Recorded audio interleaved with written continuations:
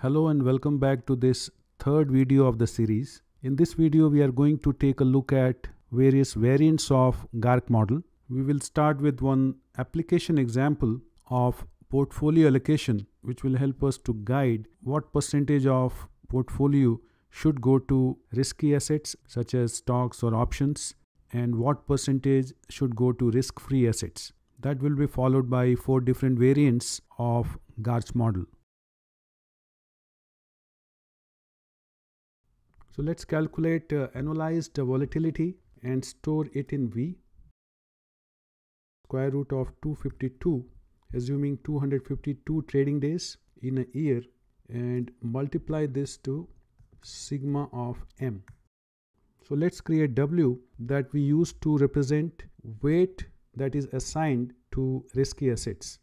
Suppose we want to assign a target of 5% of annualized volatility, then we can do 0.05 divided by V. Now let's plot these two. So we are going to merge so that we can use both data, V and W, and we want them in different panels. So let's say multi.panel equals true.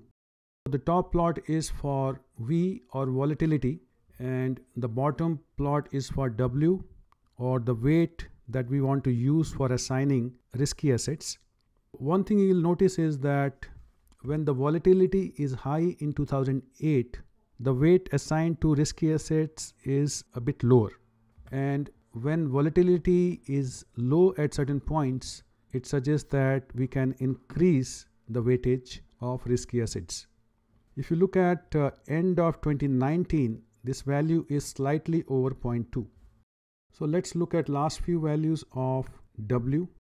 On the last trading day, the value is about 24%. So let's say you have $1 million, 1 followed by 6 zeros, and then we multiply this by W. The model suggests that we should allocate roughly $241,000 to risky assets. Remaining amount of about $758,000 we should keep in risk-free assets where the risk of losing money is almost zero. It could be something like bank accounts. If you increase your volatility target from 5% to 10% and rerun, basically you'll see that the numbers will double here. Earlier we had about 24. So now it suggests that if you are ready to accept 10% volatility as a target, then you should be able to allocate about 48% of your portfolio to risky assets. In the previous model, we saw that normal distribution is not really a good model for the residuals. Let's make use of SSTD, so skewed student T distribution, to capture this distribution more accurately. So let's copy this model and then we can modify. So instead of NORM, we'll say SSTD. So if you run M and look at goodness of fit values for the distribution of residuals, so now we see that the values are over 0.05. So since these values are over 0.05, which relates to 95% confidence, now we cannot reject null hypothesis and conclude that the model with skewed T distribution is a better choice. Now if we plot this plot, you will see an improved QQ plot. So look at this picture now. So the tails align with the straight line in a much better way for SSTD. We also see that the information criteria has improved. So this value is lower than the previous value. That means we have a better model. Another thing that we can notice is that skewness is 1.005. When skew value is exactly 1, that means we have a symmetric distribution.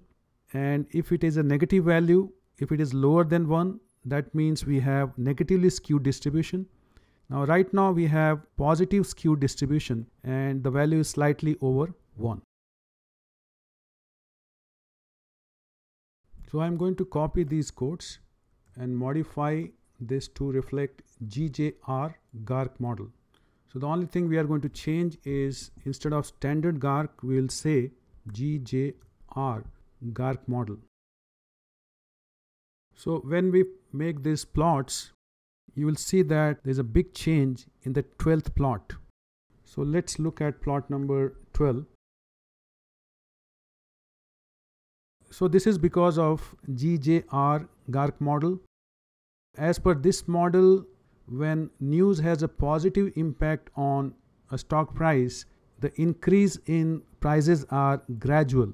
We do not see huge jumps.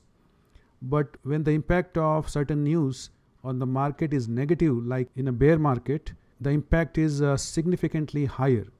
So as per this model, the news impact is not symmetric, but it is much higher for negative news compared to positive. Let's look at model M. So now we have totally 7 different parameters, and looking at the p-values, we see that all the 7 are statistically significant. We can write our model like this. So mu is 0.001308, and where ET follows a normal distribution with mean 0 and variance sigma t square. For sigma t square, we have two equations. One when the error at t minus 1 time is negative. So we are talking about negative news impact. So this is going to be omega plus alpha plus gamma et minus 1 square plus beta sigma t minus 1 square.